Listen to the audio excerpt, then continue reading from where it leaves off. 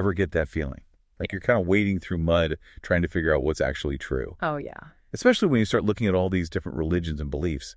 It can get pretty murky. Definitely. Lots of different perspectives out there. That's exactly what we're diving into today. Okay, cool. We've got this script that makes a pretty bold claim. It says that the public revelation at Mount Sinai sets the Jewish faith completely apart from every other religion out there. And you know what's at the heart of it all? The question of how we validate truth.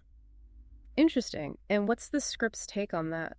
Well, it really zeroes in on the whole idea of miracles as proof. So like, can we really point to miracles and say, boom, that proves this prophet or this whole belief system is legit? Exactly. And the script starts out by laying out how a lot of religions use miracles that way. Yeah. Right? Like it's a divine stamp of approval. Right. Like, hey, look, supernatural stuff is happening, must be the real deal. It's a pretty common thread you see across different faiths. A prophet performs a miracle, and that's seen as proof that their message is coming from a higher power. Makes sense on the surface. Right. But then the script throws a bit of a curveball. It brings up the Rambam Maimonides, and he's not totally buying it. Oh, interesting. What's his issue with miracles? He's saying that miracles on their own aren't enough to prove a prophecy is true. Like there needs to be something more. And get this, he points to the public revelation at Mount Sinai as the ultimate validation. Wow. Okay. So we're going from miracles as proof to something more at Mount Sinai. I'm hooked. Right. So what makes Mount Sinai so different from any other miracle? Well, it really comes down to scale, according to the script. I mean, try to wrap your head around this. Millions of people all witnessing God speaking directly to Moses. This wasn't some private vision or a story passed down through generations.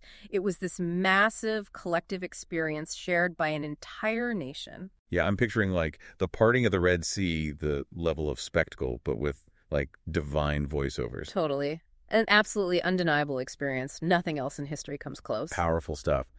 But then the script takes this turn. It's like it's anticipating a counter-argument. It starts talking about how miracles can be tricky, even deceptive. Oh, yeah. You have to wonder sometimes, is it truly a miracle or is there something else going on? Exactly. The script reminds us that what looks like a miracle could have other explanations. Like, think about magicians. They make the impossible seem real all the time. And what about natural events that people mistake for divine intervention? It happens all the time. Someone survives a horrific accident and calls it a miracle, but maybe it was just incredibly good luck or a skilled surgeon. Totally. And to drive this point home, the script even brings up a warning straight from the Torah itself. Be careful, it says, of prophets who perform miracles but contradict the teachings of Moses and the Torah. That's a really interesting point. So it's not like the Torah is saying reject all miracles outright. It's more like approach them with a healthy dose of skepticism. I think that's a great way to put it. Test what you see against what you know to be true from the Torah's teachings. Right, like a test of faith. How do you square your beliefs with something that seems miraculous but goes against the core principles of your faith? It's something the Torah wants you to really grapple with.